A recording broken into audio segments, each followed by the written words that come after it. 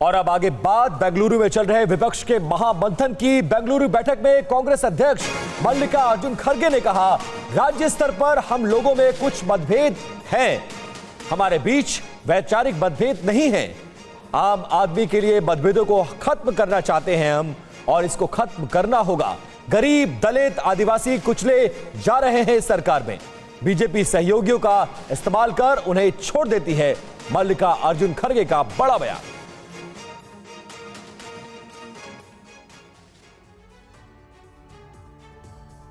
और बेंगलुरु की इस मीटिंग पर बोले अखिलेश यादव, देश और जनता को बचाने के लिए यह बैठक हो रही है। आज देश की 2/3 जनता बीजेपी के खिलाफ है, यह कहा अखिलेश यादव ने।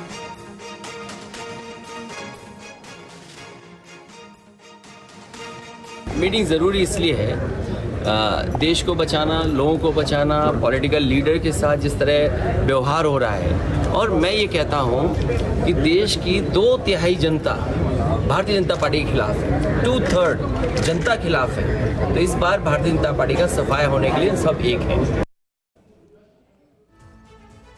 तो वहीं बेंगलुरु में चल रही इस बैठक पर बोले लालू यादव, ये बैठक देश के लिए जरूरी है, हमें देश और लोकतंत्र को बचाना है, किसान, मजदूर, नौजवान की रक्षा करनी है।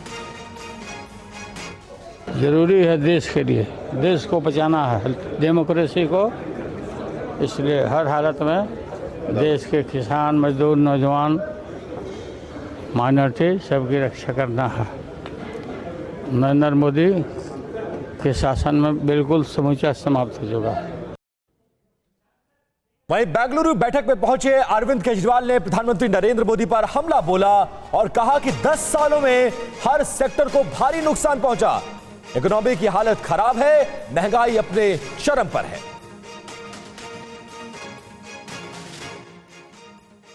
I think it is important because Mr. Narendra Modi got a chance to rule the country for the last 10 years, and he has made a complete mess of almost every sector in the country.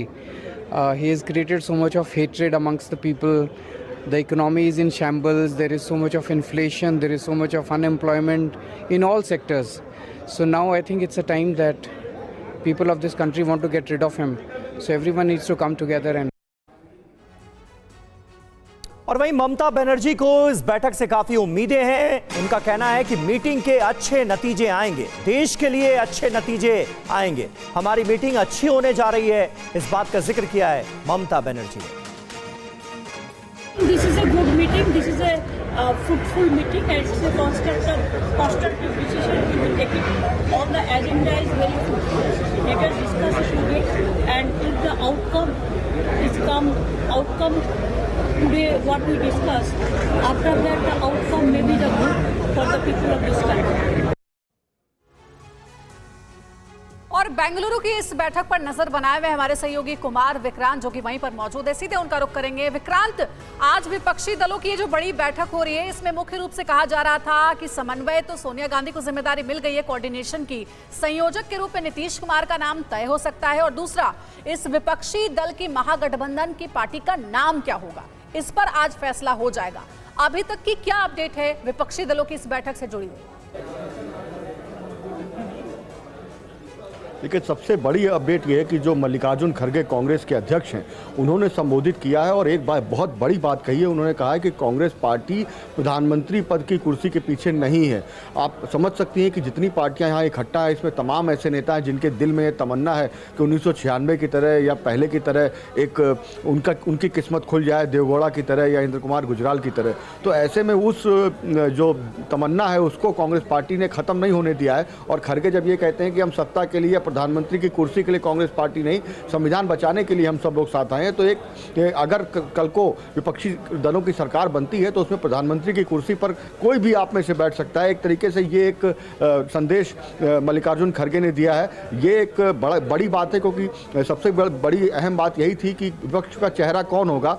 तो Congress party ये तय करना चाहती है कि मोदी बनाम जनता की लड़ाई हो, मोदी बनाम मुद्दों की लड़ाई हो, मोदी के सामने किसी चेहरे को लाने की ज़रूरत ना रखी जाए। किसी एक चेहरे को आगे लाने से बाकी लोग नाराज़ हो सकते हैं। उसी लिहाज से ये पहला कदम खरगे के बयान के ज़रिए सामने आया है। और इसके अलावा तमाम नेता जो हैं बार बार मुद्दों की बात कर रहे हैं कि महंगाई, बेरोजगारी, इन्हीं मुद्दों पर बात आगे बढ़ाई जाए। ऐसे किसी मुद्दे पर चर्चा ना हो। लेकिन वहां पर प्रधानमंत्री नरेंद्र मोदी ने अपने संबोधन में जिस तरह से बेंगलुरु में हो रही विपक्ष की इस मीटिंग पर करारा हमला बोला है, उसका जिक्र तो हो रहा होगा, उसकी चर्चा तो हो रही होगी। कट्टर भ्रष्टाचारियों का सम्मेलन बताया है पीएम मोदी ने इस मीटिंग को, उस पर क्या रिएक्शंस आ रहे हैं? जी देखिए, हमारी कुछ नेताओं से फ़ोन पर बात हुई है। उन्होंने कहा कि बैठक के बीच में हम आधिकारिक तौर पर तो नहीं बोलेंगे, लेकिन उनका ये जो अंदर जो तमाम नेता हैं उनका ये मानना है कि हम इसका प्रधानमंत्री अगर इतने हमलावर हो रहे हैं और जिस तरीके से पटना की बैठक के बाद प्रधानमंत्री हमलावर हुए और कल जयराम रमेश ने कहा कि पटना की बैठक के बाद प्रधानमंत्री और बीजेपी बौखला गए हैं, अब उनको एनडीए की याद भी आने लगी है, अब वो तमाम ऐसे दलों को भी जोड़ रहे हैं जिनके पास सांसद ही नहीं है। तो ये कांग्रेस पार्टी और तमाम विपक्षी दलों को लगता है कि इसका मतलब है वो ये कह रहे हैं कि हम सही दिशा में जा रहे हैं। इंतजार इस बात करना होगा समीर कि जिस तरीके से प्रधानमंत्री ने एक गाना गाया कि एक चेहरे पे कई चेहरे लगा लेते हैं लोग, हमला बोला है, तो अब किस गाने के जरिए विपक्ष की ओर से इसका जवाब आता है। लेकिन उनका ये ज़रूर कहना है कि हमको तो कह रहे हैं कि आप तमाम लोग इकट्ठा हो रहे हैं, परिवारवादी लोग इकट्ठा हो रहे हैं, लेकिन तमाम नेताओं का ये कहना है कि एनडीए में जो तमाम पार्टियां शामिल हैं उसमें से क्या कोई परिवारवादी नहीं है। तो ये सारी बातें जयराम रमेश, केसी वेणुगोपाल लगातार कल से कहते आ रहे हैं। तो निश्चित तौर पर 2014 की लड़ाई जो है वो बड़ी दिलचस्प हो चुकी है। इस वक्त मैं उसी ताज होटल में मौजूद हूं जहां ये बैठक चल रही है और तमाम कांग्रेस के जो नेता हैं वो कांग्रेस खुद ही जो विपक्षी दल आए हैं, चाहे जयंत चौधरी हो, अखिलेश यादव हो। बहुत शुक्रिया कुमार विक्रांत, नजर बनाए रखिए।